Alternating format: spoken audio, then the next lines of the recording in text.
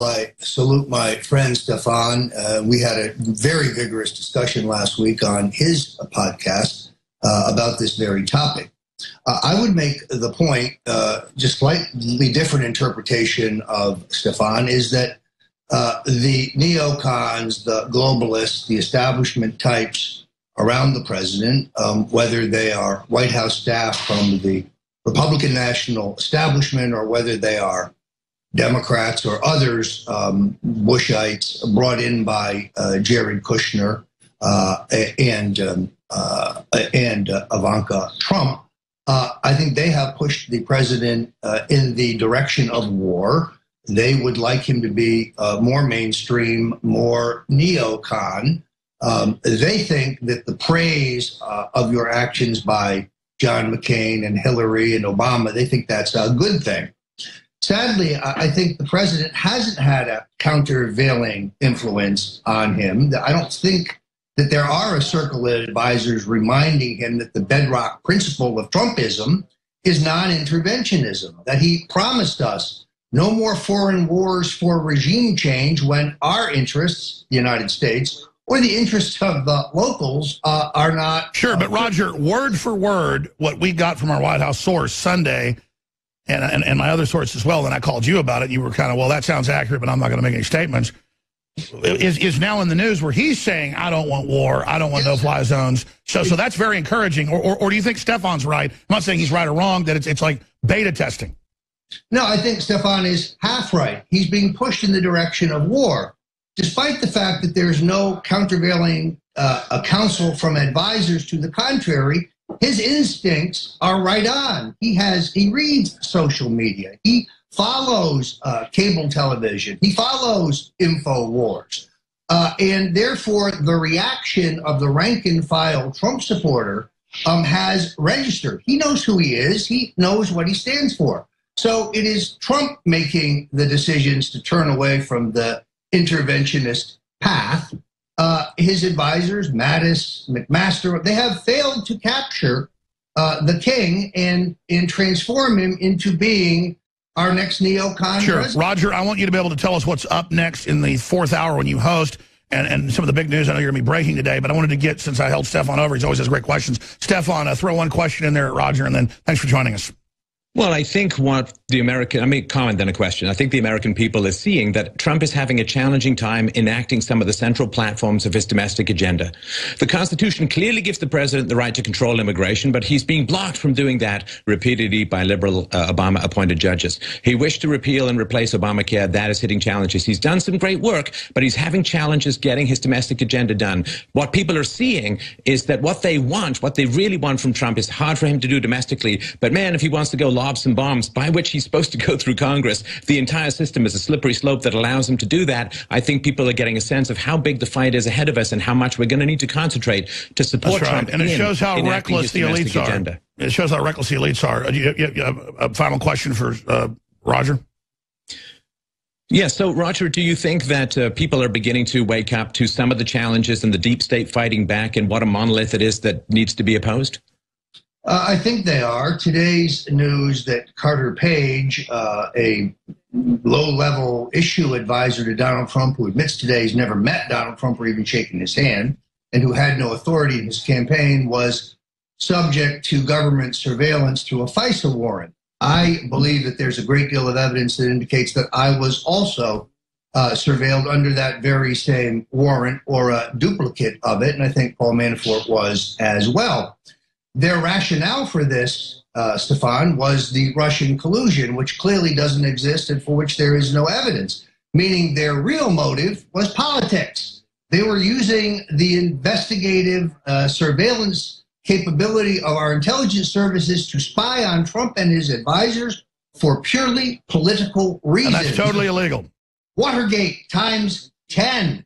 If Ehrlichman and Haldeman and others can go to jail, well, then Rice and Jarrett, and perhaps even those above them, can go to jail. Well, this was using the official state to illegally spy on a mass scale. Look, they admitted a month ago in Congress, in the House Armed Services Committee, that Alex Jones, InfoWars, and Breitbart are under investigation for actually being under Russian control. Outrageous, folks. Outrageous. That's like saying I'm under Martian control.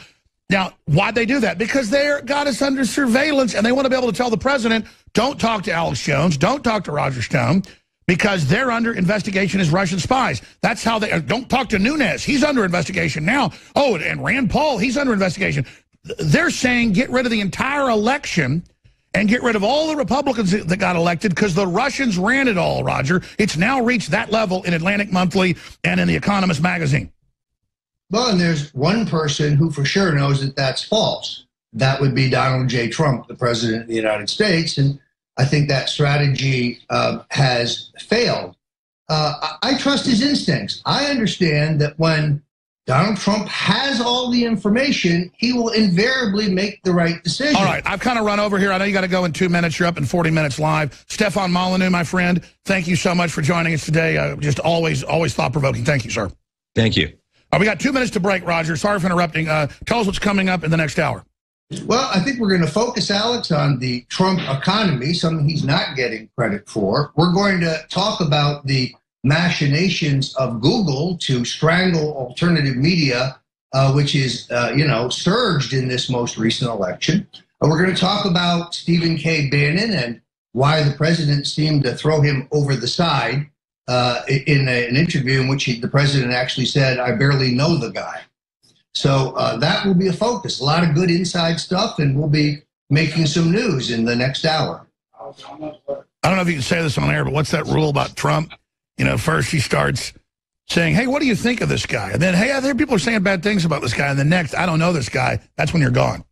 Yeah, that appears to be the 3 steps here. Look, I like Steve Bannon, and we probably have a closer worldview than some of the others on the White House staff. But in many ways, I think he has fostered his own problems here. And we'll analyze it in the next hour. Well, sure. And like the famous thing, the media keeps saying he's Trump's brain.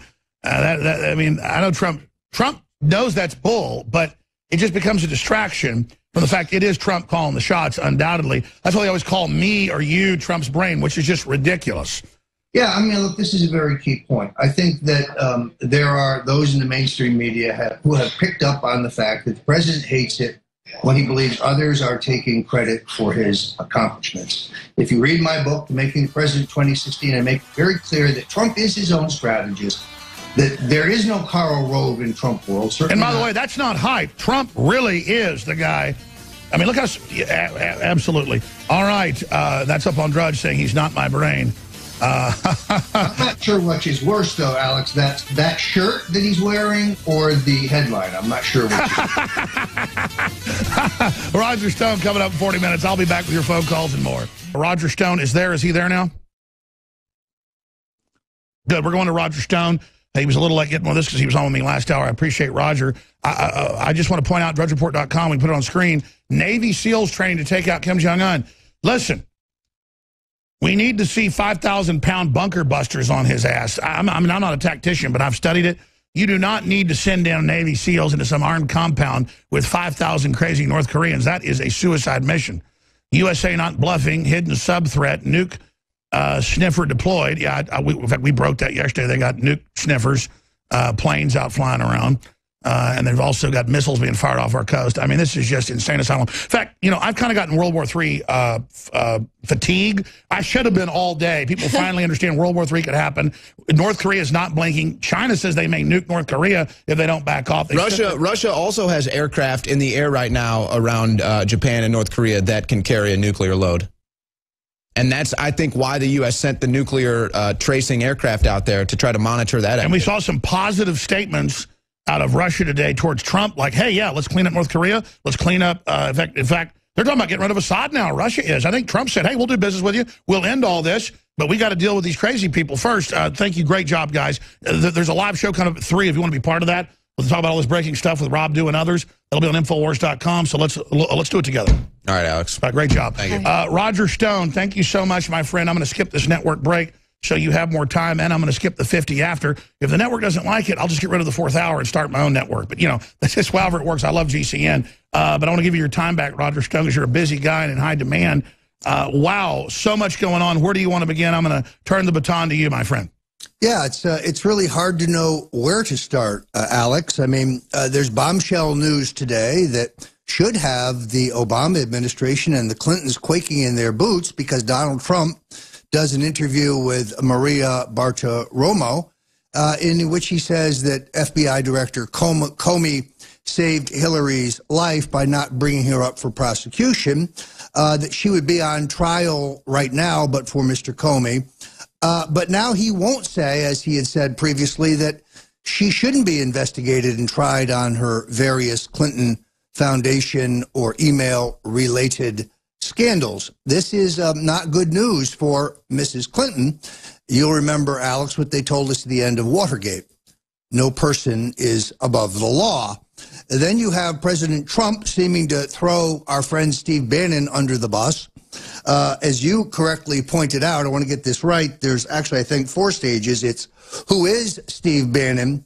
What do you think of Steve Bannon? Then it's what are people saying about Steve Bannon? And then I really don't know Steve Bannon. I'm afraid that's the continuum we are now in. Steve's a friend, and I think I probably, as you do, share his worldview more certainly than some of the establishment Republicans in this administration. But I think he is being held responsible for the policy failures of health care, blame that he should share with Reince Priebus. And I can report that Ivanka Trump really has been the lead in urging his replacement. I don't think the outlook is good for Steve, but my sources also tell me that he did not stand up against the strike, that he was neutral on the question of the strike against Syria. As the leading non-interventionist voice in this administration, that would, of course, be disappointing. I do think that there is a dynamic for change within the White House staff, despite the official denials. In this case, I'm going to stand up for Sean Spicer, of whom I've been most critical, because I think he merely made an honest mistake. He should now come back and say that his reading of history was incorrect regarding the Third Reich's use of chemicals on their own people or on any people's. It is horrific regardless, and move on. He is being unfairly targeted and ostracized because he's the spokesman for President Donald J. Trump. We are also, I think, interested to see that Donald Trump's moves in Syria, the limited and very surgical airstrike, which I think turns out to be, in the end, more symbolic than determinative in terms of what happens on the ground in Syria. There are indications that despite the very best efforts of Generals Mattis and McMaster to push President Trump into being George W. Bush and expanding the war in Syria with 150,000 ground troops, Trump, to his credit, whose instincts are always good, is resisting that narrative and falling back to his campaign position of not seeking, foreign wars based on the need for regime change. The positives of the Trump initiative in Syria, I think, are pretty clear. China is now openly urging the North Koreans to behave and saying that if they don't, the Chinese may nuke their nuclear plant. Or I should say bomb their nuclear plant. The Russians giving indications that they might be willing to reconsider their support for Assad as long as we are committed to the destruction of ISIS and Islamic terrorism in the country. These are all manifestations of the diplomatic move, or I should say the geopolitical move of the assault on the airbase in Syria. At the same time, I don't think that you have a circle of advisors around the president reminding him of his campaign pledges and making the case for non-interventionism, but the case is being made by many rank-and-file Trump supporters who are bombarding social media and the White House with negative reaction to the limited incursion into Syria, and letting the president know that they remember his pledge not to go off to future foreign wars. That is having an effect, not in the sense that his advisors are affecting him, McMaster, Mattis, certainly the first son-in-law, but Trump is, I think, reinforced in a correct view that we should not expand our engagement into Syria. And as I told Politico yesterday, in my opinion, doing so would be the functional end of Trumpism. President seems to be going in the right direction here. I think he has a diplomatic success on his hands. Remains to be seen whether it is a military success, whether it in fact affects the bottom line of what happens in Syria. But he seems to be making a number of signals that he is moving against a wider war. Then there is the news by the Washington Post that Carter Page, who appended himself to some issue advisory committee for the Trump campaign, was indeed under surveilled under a FISA warrant based on what probable cause we do not know. Mr. Page denies any wrongdoing, but clearly, unlike myself or others, he has visited Russia. He has had communications with some Russians. I continue to favor a full and vigorous investigation here, but the investigation needs to include whether the actions of Susan Rice to unmask the various Trump associates utilizing intelligence community data from surveillance for political purposes. How high did that go? Did that go to Valerie Jarrett, the alter ego of President Obama? Did it go to the president himself? If no person is above the law, while I would like to see the House and Senate Intelligence Committee delve into these issues, the real place they should be adjudicated is before a grand jury. I would point out the criminalization of Watergate and the fact that although the Senate hearings into Watergate were riveting television and the House impeachment proceedings against Nixon were riveting television, in the end, it was the Watergate special prosecutor who sent the closest circle of aides around President Nixon, to prison. Once again, no person is above the law. The real vulnerability here, as it becomes clear that there is no Russian collusion, is that the Russian collusion claim, invented by John Podesta, as a diversion from Podesta's own business activities, making millions of dollars with the clique around Putin of oligarchs, the gas deal, the uranium deal, the bank deal, and so on, is manufactured of whole cloth. And this rationalization, this legal justification for the monitoring of, we know for certain now, Mr. Page, is not based in any probable cause or evidence, but based in a political motive. That makes what Susan Rice did worse than Watergate. Watergate times 10. This could bring down the entire front line of the Obama administration. And I believe, and I have said this previously, and we're going to find out shortly, that I was most likely under surveillance, either under the same warrant or under an additional identical warrant. I say that because of information in the New York Times on January 20th, the day of the inaugural. The headline is "Wiretapped Data Utilized in Probe of Trump Associates." I am named in that story with Carter Page and Paul Manafort. If that is true, then the FISA court, the super secret FISA court,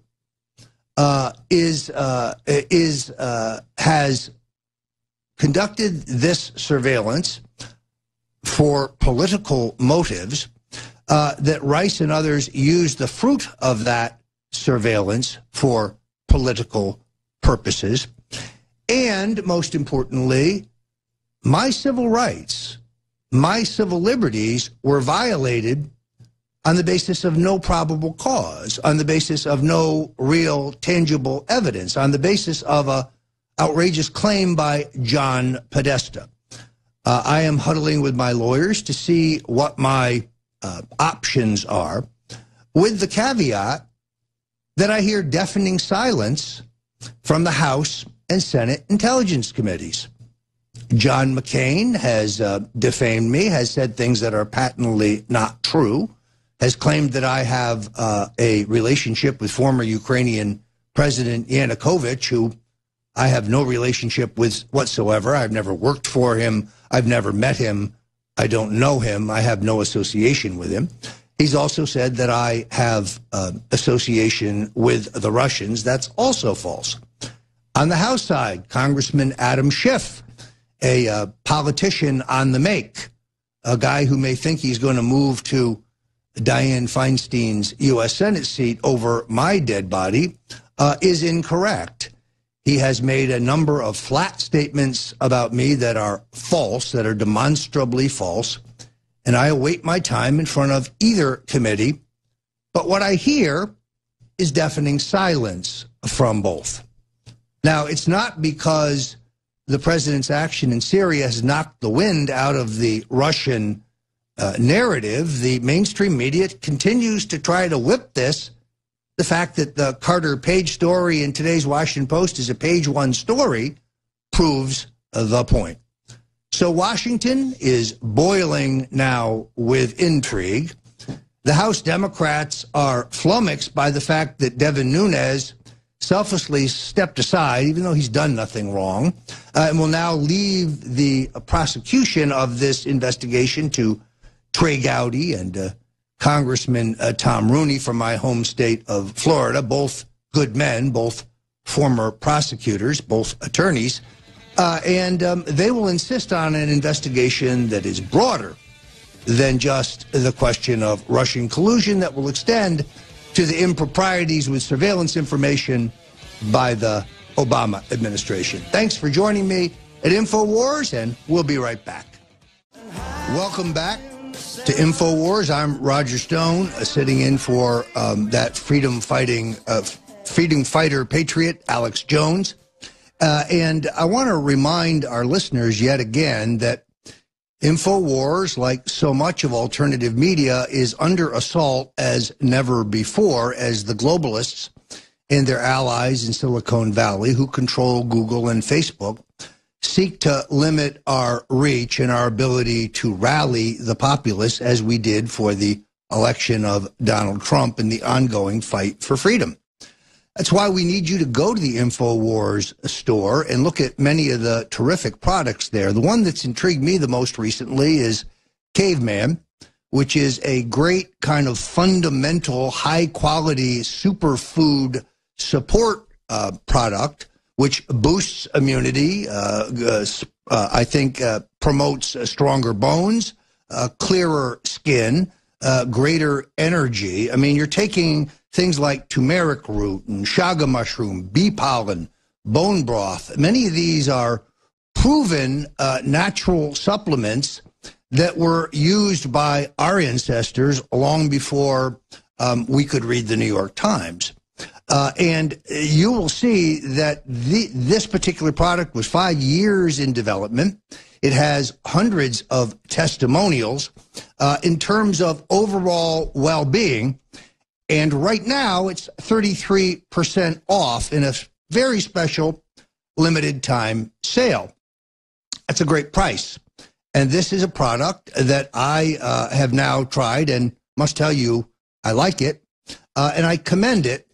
You'll not only be helping yourself, but you'll be helping InfoWars in the fight for freedom. I want to talk about that assault on our First Amendment rights, the active gambit of the tech left to engage in Stalin-like censorship.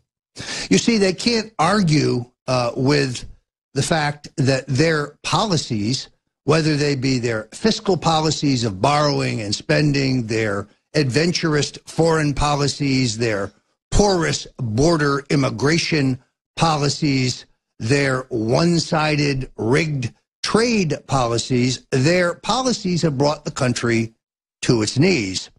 Rather than engage in a vigorous debate with us, they want to shut us up about their failures.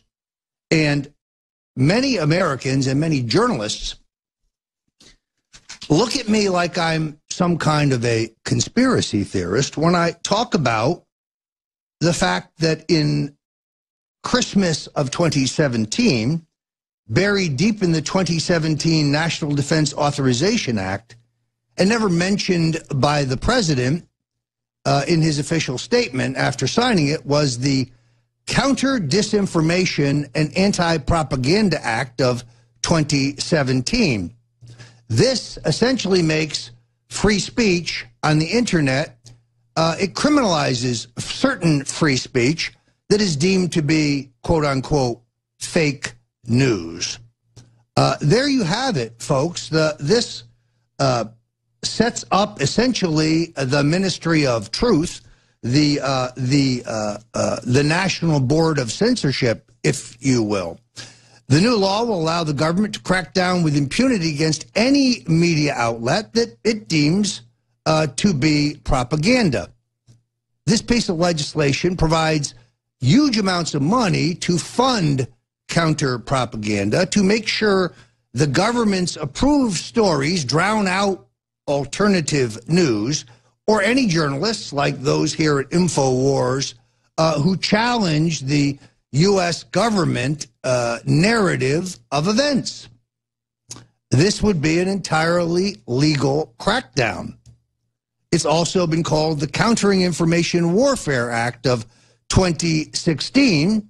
And ironically, this particular piece of censorship was sponsored by Senator Rob Portman of Ohio, a longtime retainer for the Bush family and a certified member of the two-party ruling duopoly in Washington, D.C.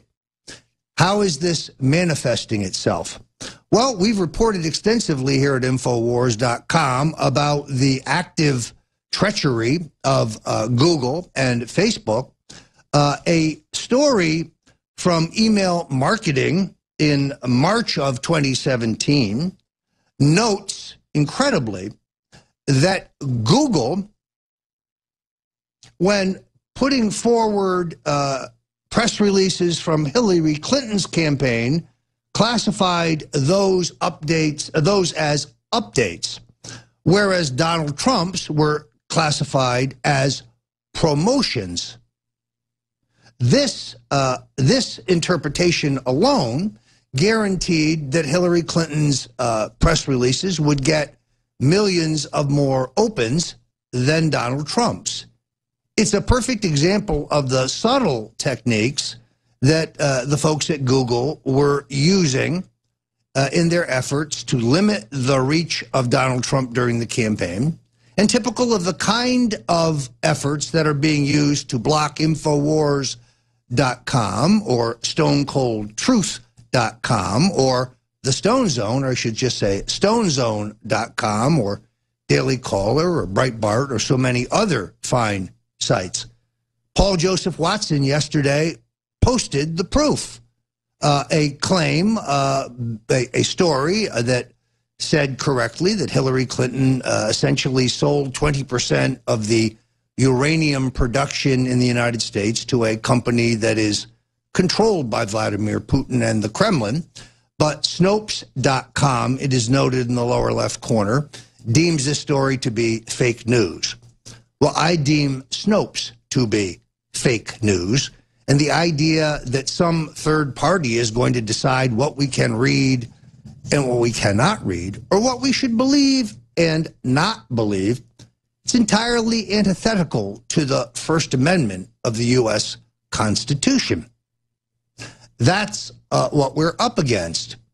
Now, the slipping of Brother Steve Bannon, which sadly I think is exacerbated by the fact that Mr. Bannon would not utilize his political capital to bring other non-globalists into the White House staff, to bring other nationalists, those who share the Trump vision, into the White House staff.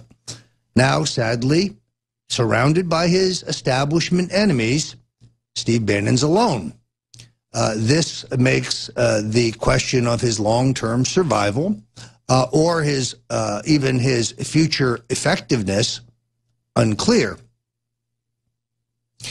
This development is particularly concerning in view of the onslaught through the internet media to slowly strangle us through censorship, because if there is anyone in the president's entourage who should understand this issue and who can educate the president about this issue, it would be Steve Bannon.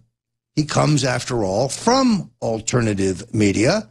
I have always valued my my contributions to Breitbart, for whom I write on occasion, my many occasions on the Breitbart radio program on Sirius.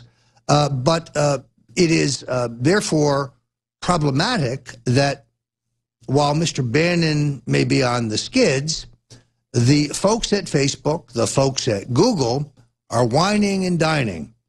The first son-in-law, Jared Kushner, and his wife, Ivanka, about whom I cannot say enough good things. As I reported earlier, Ivanka has rather taken the lead in the effort to purge Steve Bannon. And when the president says to Michael Goodwin in the New York Post that he barely knows Bannon, it's a very bad sign. So we have Bannon in eclipse. We have the people who are trying to kneecap InfoWars.com and kneecap the StoneColdTruth.com and kneecap StoneZone.com and Daily Caller and Breitbart and Town Hall and so many other fine, conservative, liberty-oriented websites. This is problematic. If the censors have their way, the prospect for the re-election of Donald Trump without a vibrant and robust alternative media readily available on the internet, well, those prospects are zero. This is survival, folks, and this is why, again, we need your support at the InfoWars.com store, whether it's the caveman formula or whether it's your Hillary Clinton for prison T-shirts, which were very much in evidence. The Hillary Clinton for prison 2017 T-shirts, very much in evidence the other night in Pembroke Pines when I spoke to two back-to-back Trump rallies. This is a very popular item. It sticks it right in the thumb of the eye. It takes your thumb and sticks it in the eye of the political establishment and the Hillary apologists, and it supports the movement. So I send you there for your T-shirt. Make a statement and support us. We're going to see, I think, an upheaval in the Trump administration. I tweeted last week that change is going to come, and I think it will. At the end, I put my faith in the instincts of Donald J. Trump. I honestly believe that when he gets all the information, he almost invariably makes the right decision. What I fear is that he is not getting the whole truth, the full truth, the necessary facts. And we know that some around him, McMaster, Mattis, and others, have advocated a broadened war, for example. I don't know that he is aware of the enormous challenge posed by the censorship brigade, which is legally authorized by Barack Obama, and their cooperation with the barons of Silicon Valley to strangle the Trump reform movement in the cradle. And without Steve Bannon at his sleeve to tell him, we have to count on you. Yes, you. The individual activist who watches InfoWars or tunes into any other fine conservative alternative media, you need to contact the White House. You need to post your feelings on social media. You need to stand up for Trumpism. And in that way, I think the president will get the signal. That's why I think he's moving away from the wider war. There are a number of indications in his public comments that the incursion in Syria was meant to be limited in his mind, was limited, was very effective in several respects, but it does not signal the abandonment of Trumpism and a new interventionist jag. If it does, well, then we will have failed. What do I mean by that? Well, the president's coalition, the coalition of right-of-center voters that elected him, has many stripes. Some in our coalition are social conservatives. They're motivated by issues like abortion and transgendered bathrooms and states' rights. Others in our movement are libertarians. They're fed up with interventionism abroad and foreign war that does not involve our national interests. They tend to be against big government, against the government criminalization of marijuana. And Donald Trump, with his position on medical marijuana and states' rights, appealed to these voters, as did his anti-war position. And then there are the traditional conservative Republicans of the Reagan stripe in our coalition. The one thing that isn't in our coalition are neocons. Now, we cannot afford to lose any of the elements of the Trump coalition because the president has to govern, and he can only govern with a majority coalition, no matter how slender. And if that coalition splinters over war, it could be the functional end of Trumpism. Look at the economic indicators. Look at the recent Supreme Court justice who was confirmed relatively easily. Look at the incredible work the president is doing at the regulatory and departmental level, which doesn't get the media coverage it should. And you will see that, as Alex Jones says, when it comes to domestic policy, the president's an A, a B+ at worst. And if the incursion into Syria does turn out to be a limited one-time military operation and doesn't herald a wider war, well, then Trumpism, despite many who work for him in the White House, is very much intact. Let me say at the close here, if you want to understand the backstory on so much of this, I still urge you to go to the InfoWars.com store and get your copy of The Making of the President 2016 by that brilliant New York Times bestselling author, Roger Stone. This is an insider's take on how Alex Jones and other MVPs like James O'Keefe played a crucial role in providing an alternative narrative for the American people than the narrative put forward by the mainstream media and CNN and the other mainstream pundits who, in their elitism and in their arrogance, could not see that the American people were fed up with globalism. They were fed up with the loss of American sovereignty. They were fed up with those who reject American exceptionalism. that they want a muscular national defense as a deterrent to bad actors like the North Korean dictator, but that they rejected adventurism around the globe.